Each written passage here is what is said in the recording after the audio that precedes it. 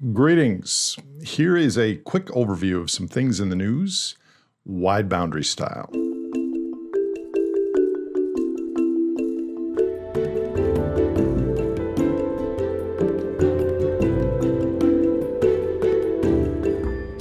Okay, this is not actually this week's news, but I only discovered it this week as I have not been paying close attention. But in late 2025, we made a new all-time high in crude oil production. Yes, we've already been making new highs, including the natural gas liquids and other lower BTU, lower quality liquids that make plastic baggies and such, and are now labeled as oil. But Q4 2025 marks a new all-time high in crude plus condensate category, which is truly oil. In mid-2020, after oil's price plunge in my public presentations, I said that November 2018 would be the all-time high of crude and condensate with 90% confidence. Well, I was wrong. Some of the new highs and the extension was debt-fueled. Some of it was productivity on drilling and finding oil from AI. Some of it was OPEC policy opening the spigot. Some of it's a lag from the 2022 price spike from the Russia-Ukraine war. But in total, new all-time highs in oil. Crude oil, the engine of the carbon pulse, has not peaked. While we're on the topic, here is a recent graph of U.S. production. And as I mentioned last week, the biophysical gauntlet is where prices that would benefit consumers are not high enough for oil producers to justify investment. So we had a near-term peak late in last year, and now there's a decline, and oil is under $60 a barrel. There are not any more significant shale resources in the United States after the Permian enters permanent decline. So I suspect the next great migration will be to the Montney and Duvernay shales in Alberta.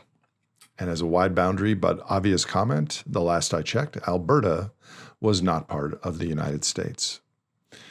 Okay, related thing in the energy news that I also didn't foresee is that electricity prices would be increasing now much faster than gasoline, heating oil, diesel, and the like.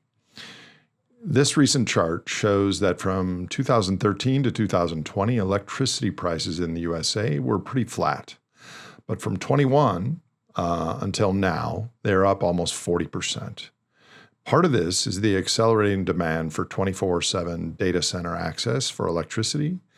But another influencing factor is, yes, we're growing our total net electrical power output, but the amount which is dispatchable has now been declining in the USA for almost 20 years.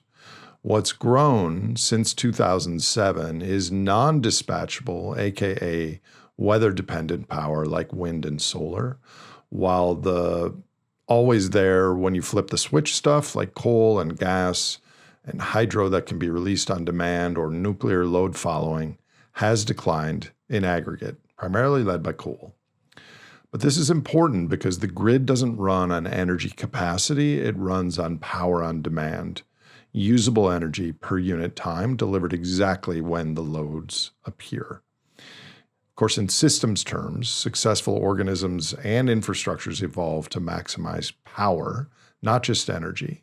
So the ability to instantaneously meet demand is a core fitness trait of an animal, but also a modern grid and a modern economy. Wind and solar are excellent, but they're variable, and their ups and downs rarely match our current human demand profile, which creates gaps that must be filled by something that can ramp fast, historically natural gas, or else very large storage capacity or overbuilt transmission. That's why most countries with lots of wind and solar today are still hella dependent on gas.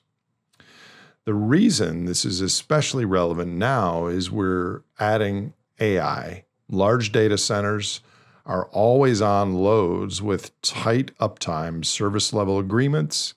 They don't want power on average. They need 24/7 firmness. So meeting sharp new demand with peaker plants, long distance lines, and specialized cooling pushes costs up for electricity and makes the system more brittle if there's not enough dispatchable headroom. So in short, the quest, or dare I say compulsion, for artificial intelligence, large language models, is now raising the premium on firm capacity for power. And if grids slip into brownouts or blackouts, these digital cognitive slaves that our current financial system are heavily leaning on would go dark or go to sleep. Another reason that operators and businesses are prioritizing firm supply as AI scales. Two more context points on this. First, most renewables produce electricity, which is only a 20% slice of total energy use. And as we switch a lot of other things, industrial heat, transport, to electricity, that's going to also amplify the need for firm capacity on the power side. And second, variability itself has a cost. A steady stream of usable power is worth more to a complex economy than the same number of kilowatt hours arriving in lumpy bursts. That's why dispatchability, fast, controllable output that matches demand, remains the grid's keystone as loads grow, especially from always-on large language models. I think there's trouble ahead for electricity. This is Wednesday, February 4th at 5 p.m.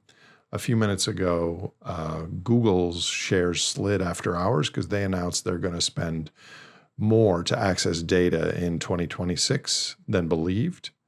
And I do wonder how the compulsion for compute will merge with our debt overshoot situation.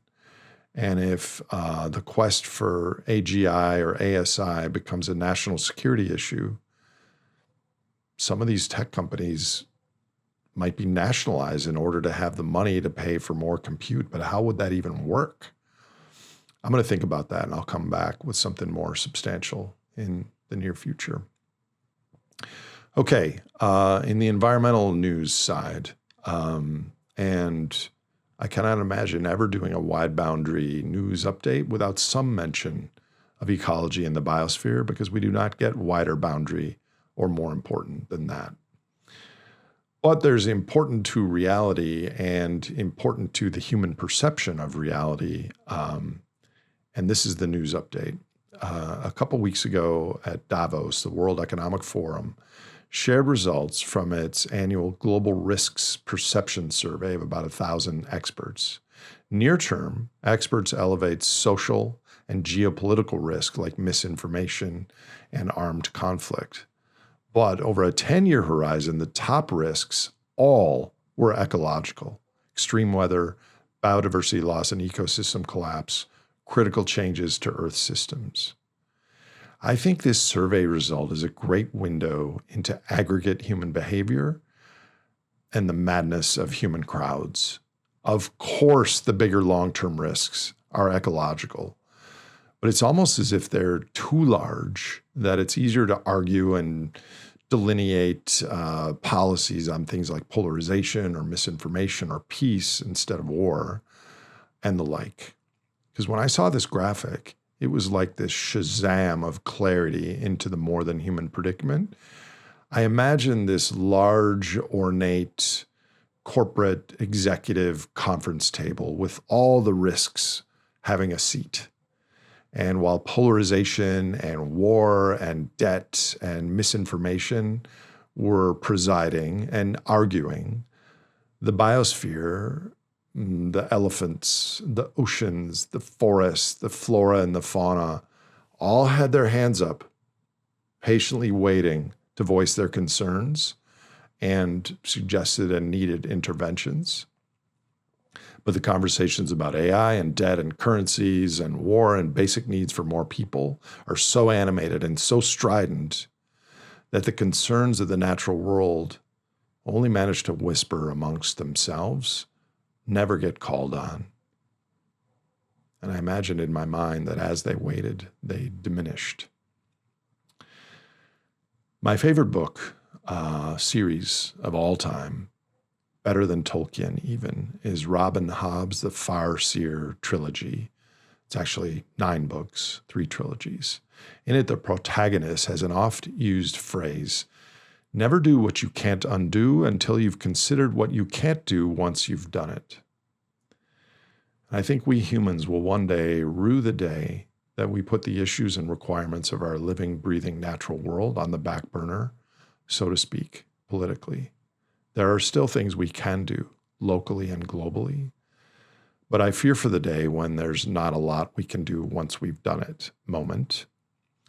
And again, the wide boundary question here from viewing this survey that I think we all should be asking, if the world's experts agree on the top risks a decade from now, how do we call on those with the hands raised on how to do things now in their defense, which is ultimately also in our defense and all those who come after us? Lastly, this is the first time I'll mention Jeffrey Epstein on this platform, and I hope it's the last. The wide boundary reason I'm mentioning him is not the spectacle of what was released this week, but the institutional and cultural signal. Lots of people been chattering about it and sending messages and texts. And at first glance, I thought the Epstein news earlier this week was disgusting and depressing and mostly irrelevant. But after reflecting on it, wide boundary vantage, it's actually anything but. And firstly, it's evidence out in the open on how things really work in elite circles in modern societies. And perhaps all human societies in the past, we just now have a window to it with tech and the internet and the way that media work.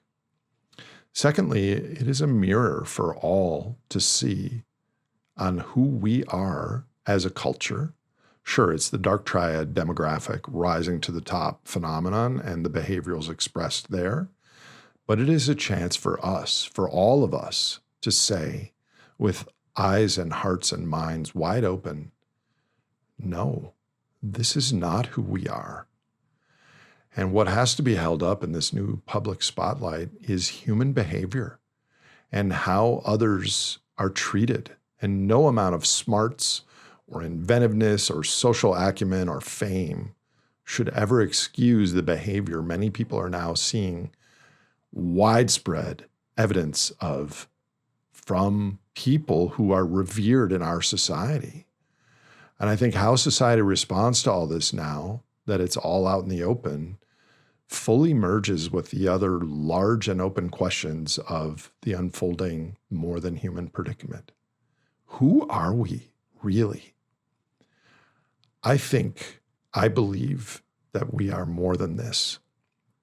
And as disgusting as this all was and is, maybe it's a cultural wake-up call of who we don't want to be. And there are many other examples of this that we're seeing by the day. And as a super wide boundary aside, probably none of this would have happened and come out if it weren't for a small group of humans, mostly the victims, standing up for what mattered and what was right, speaking out.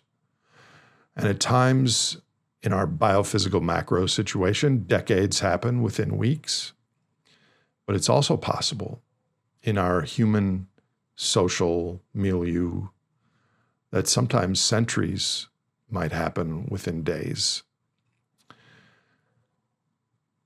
Not so much news as an op-ed at the end of the news. Lots more to say in the very near future. I will talk to you soon.